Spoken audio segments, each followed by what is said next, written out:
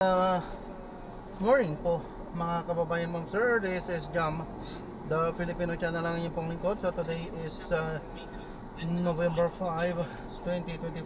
At tayo ngayon ay papunta dyan sa may Antahan Cafe sa may Malabon,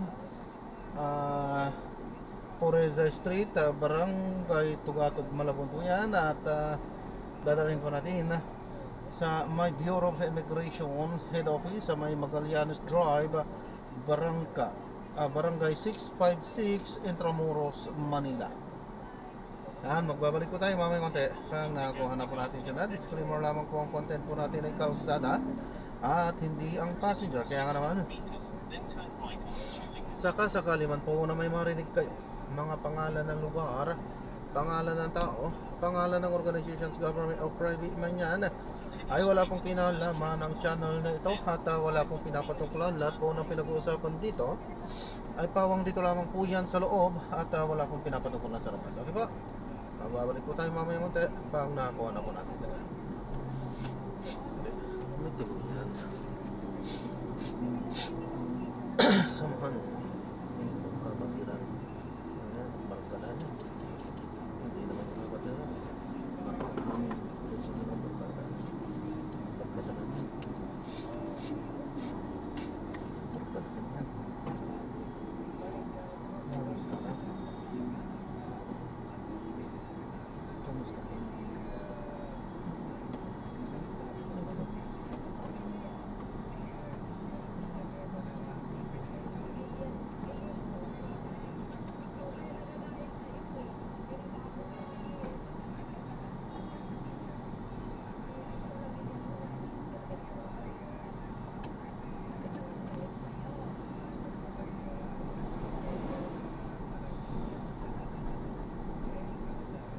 Ayan, makinig tayo ng mga nagbabagong balita at mga talakayan habang tayo ay papunta doon sa ating pick-up area.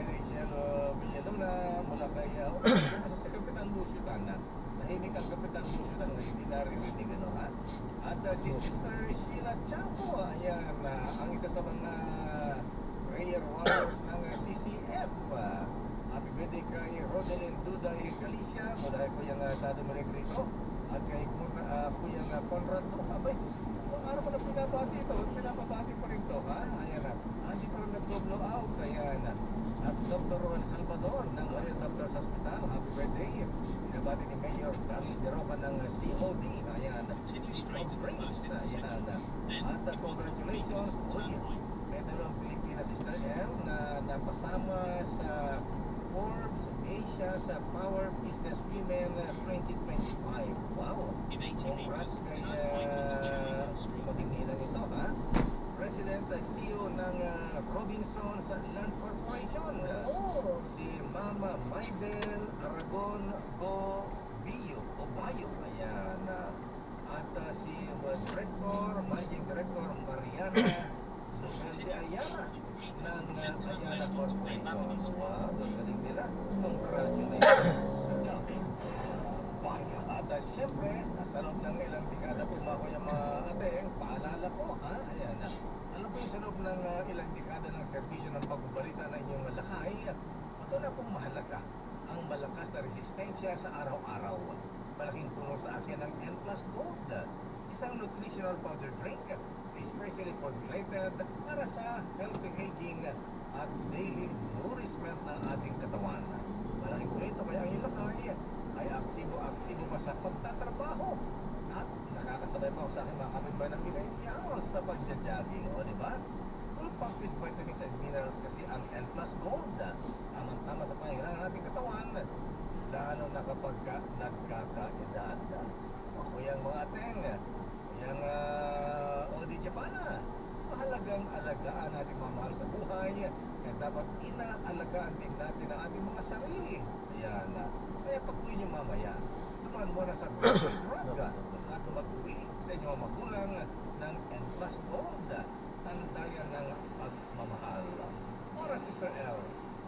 9:51.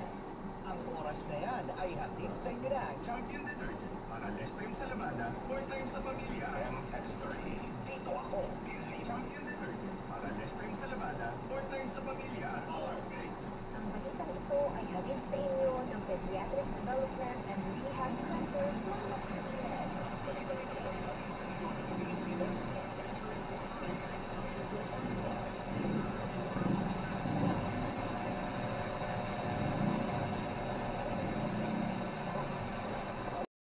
Mental Police Facility sa paggawa ng mga opisyal na flag na may kaugnayan sa mga aktibidad ng pulis. Sabi ni Silvio, maaari pa rin naman gumawa ng content sa social media ang isang pulis yang naglabas na ito ng oras ng kanyang duty pero hindi dapat naka-uniforme at nakasunod pa rin sa PNP social media policy na may pagrespeto sa privacy, ethics at human rights. Aniya, 24/7 na lingkod kaya ng isang pulis. Kaya dapat ready ng social media upang magbigay inspirasyon, magbigay alam at bumuo ng tiwala sa komunidad. Ayon sa Pilipinas, patuloy na pinapalakas ng QCPD ang mga protocol sa content creation of information sharing sa lahat ng istasyon upang matiyak na ang digital engagement ay manatili bumuo, profesional at naayon sa mga prinsipyo ng pagpupulit sa ligtasan. Ang Juan Gonzales, Federation of the Pilipinas. Ito po.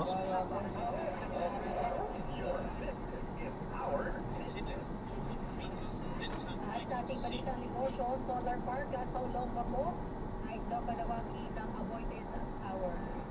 Balitang negosyo ni Ms. Sofia Gan. Sofia. Nagpaplano ang Avoided Power Corporation na gumastos ng 7.6 billion pesos para sa expansion ng kanilang solar park sa Olongapo City, Zambales. Nagpupulong ang PP Renewable Energy Corporation, subsidiary ng Avoided Renewables Incorporated, na magtayo at mag-operate ng pasilidad na nakaka-generate ng 179.26 megawatts. Nasang magsisimula ang construction ng Phase 2 ng Olongapo Solar Power Project sa ikalawang quarter ng 2026, habang target naman maging operational nito sa 2028. Ayon sa Avoided, nakahanay ang proyekto sa pagtransisyon ng Pilipinas sa paggamit ng renewable energy at sinusuportahan ang pagbabago tungo sa mas malinis at sustainable na energy source. Noong Setyembre, nakakuha ang Avoided ng 7.4 billion peso loan mula sa Bank of the Philippine Islands para sa konstruksyon at operasyon ng unang phase. Samantala, nagkaroon ang palitan ng piso sa dolyar kahapon sa halagang 58.515 pesos kada US dollar. At yan ang ating balita sa mundo ng negosyo. Your business is more business. Ito si Sofia Gan para sa Media Rage na sa Pilipinas, una sa Pilipinas.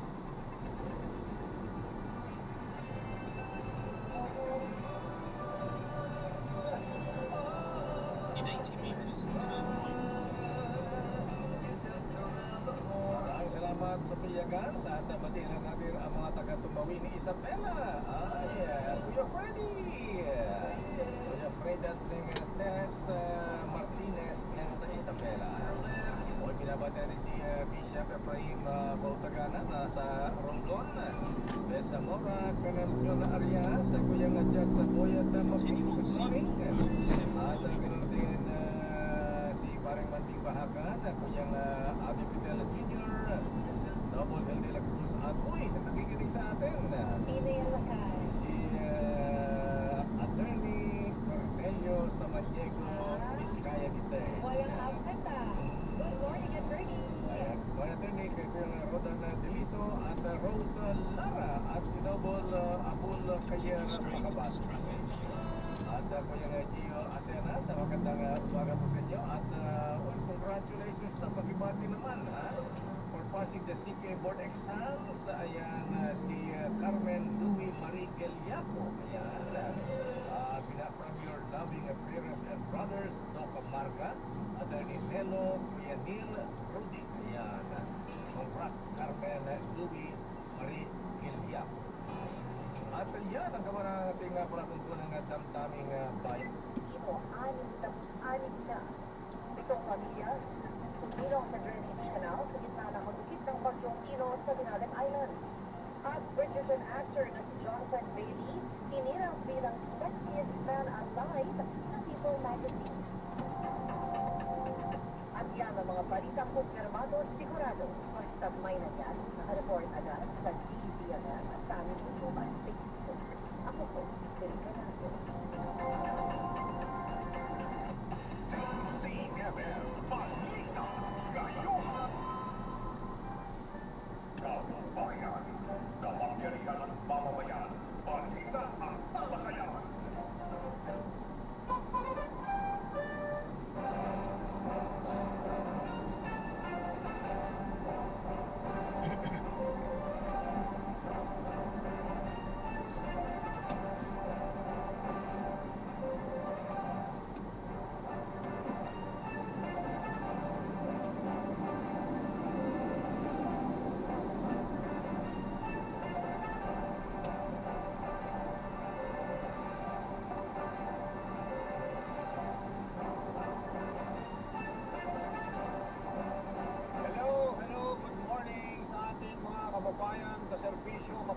Luzon, Visayas at Mindanao. Naku, umaraw na ho dito sa Quezon City.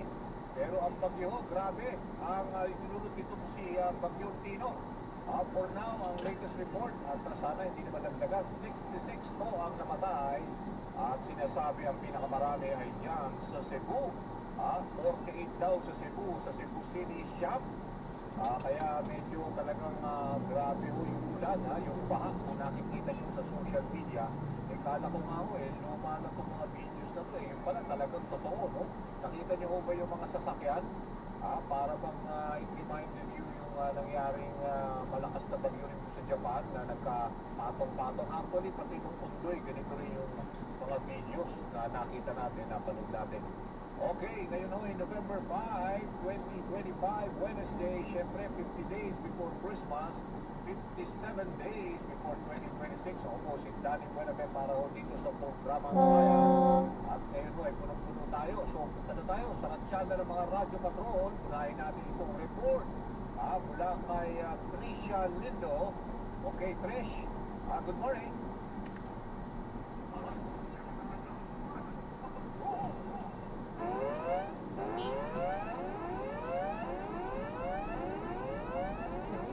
Good morning, Danny. Matapos pa ang talang biyahe ng 2 araw dahil sa bagyo, tinutuloy na ang biyahe ng patungkol sa lugar ng Maynila papuntang Masbate ngayong araw. Alas 11 hanggang alam mo mamayang hapon pagsasakay ng mga pasero ang mga nasabing bus. Sandali. Tawagan ko si Ara. Sa probinsya, kasama ang paalam, matapos magpalipas ng Sige, tanongin ko lang. Ma'am. Dahil itinaw ng National Privacy Commission na required na magsumite ng output report sa loob ng 5 araw ang silang individual o partido na magre-request ng kopya ng Statement of Assets, Liabilities, and Network o SALE ng mga opisyal ng gobyerno. Sa bagong Pilipinas ngayon briefing, sinabi ni NCC Deputy Commissioner Attorney Jose Belarmino II na isusumite ang report sa repository EDC o sa ahensya ng pamahalaan kung saan empleyado ang pinauukulang opisyal ng pamahalaan. Binigyang din naman na Belarmino na katambal ng pagkuha ng kopya ng SALEN ang pag-obserba ng pagbabalanse sa right of privacy ng government official. Magagawaan ito sa pamamagitan ng pagre-reka o pag-aalis sa mga kailangan impormasyon gaya ng home address, birthday at ng kanilang pamilya. Saan niya kinakailangan para prepared purpose. Linaw din ng NCC na ang malaki at chansang ma-deny o di pagbigyan ang SALEN request ng isang individual o partido kapag na-recommend sila ay may regulatory record o hindi magandang record. At yan ang balitang kumpirmado. Sigurado, ito ang Radyo Patrol, Christian Yusores, DCMM. Maraming salamat, Christian Yusores. Ito pa, mahabol na report, renta sa bahay at presyo ng produktong petrolyo, pinakamalaking ambag sa October 2025 inflation rate. Yan ang ating balita na natin ni Nico Magsin. Nico, go! Continue straight in this traffic line.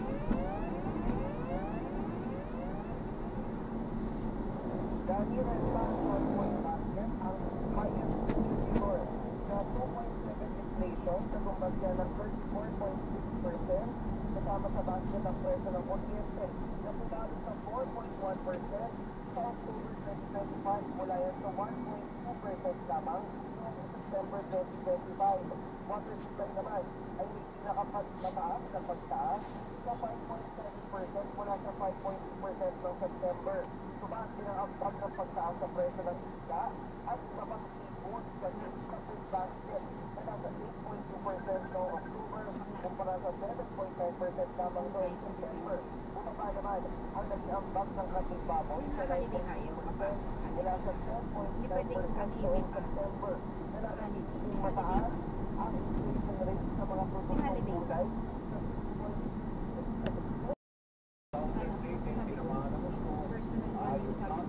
Dinadang Island, at kami Eastern Samar, ang tawa ko kasi ito si Tino. At ito ang presyo niya ay 20 northwest guard. 2 kilometers, then keep left at 4 onto Melbourne Westfield. Okay lang. Hindi ko kumalik na tayo ng after 5 years.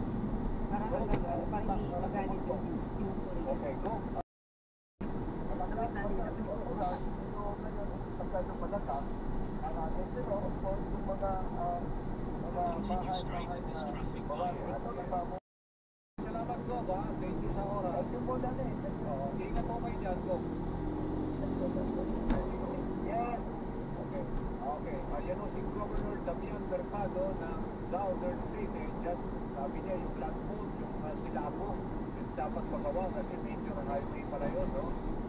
At hopefully yung kuryente maibalik din within today. Mamaya sana. Kasi malaking bagay ang nangyayari nga dito sa dami sa Cebu. Okay, for now ay meron na tayong tutulayan dito sa nagaganap na press briefing ng abogado ni Zaldico. Keep left and continue straight. Tune in tayo dito sa press briefing.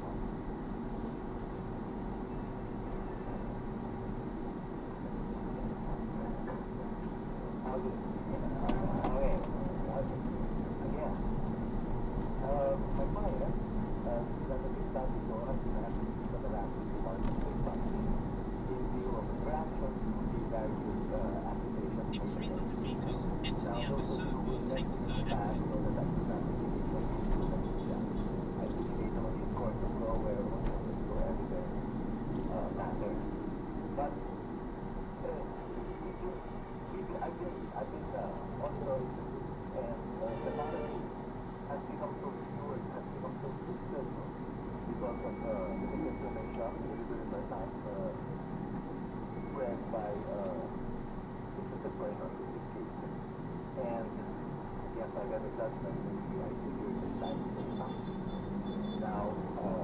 enter the roundabout.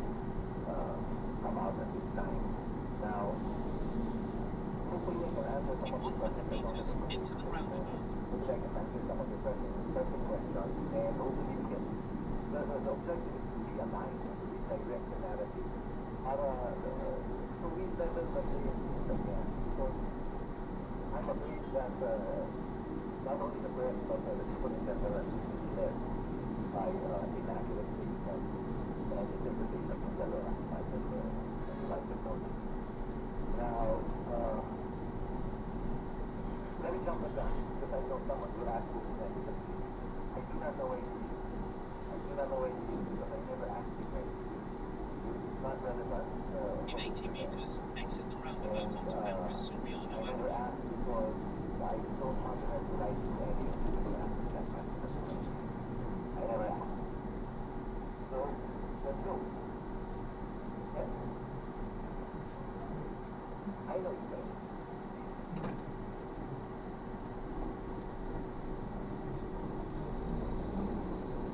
Sir, you mentioned na mas mabagal yung Continue saan for 300 meters, then make a slight right onto Morales Street. The ombudsman already sent letter, I think po, sa resident server para makapag-file siya ng counter affidavit. So, ano po yung magiging tugon ng legal process? Kasi, ang sinasabi po ni Assistant Ombudsman Nico Clavado, kapag hindi po pilit po ito ni Mr. o yung opportunity to file this counter, mawawala na po siya ng chance and then we will proceed with the resolution. Is Mr. Ko planning to file this counter here In 100 meters, make a slight right, then in 80 meters, turn left. Matanong niyo po. Thank you. Ang sinabi ko ma'am dito sa Ayan, so na-drop na natin sila. So maraming salamat po sa panonood. Hanggang sa mali, ingat po at God bless. Paalam po muna pansamantala, tayo ay gagawa na ng ibang video sa ating susunod na mission. Paalam po muna pansamantala. So this is John Parenda, Filipino Channel, ang inyo po nito. Paalam po.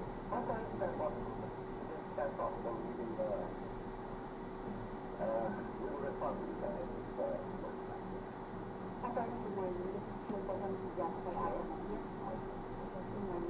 Attorney, is Representative Saldico willing to release his counter?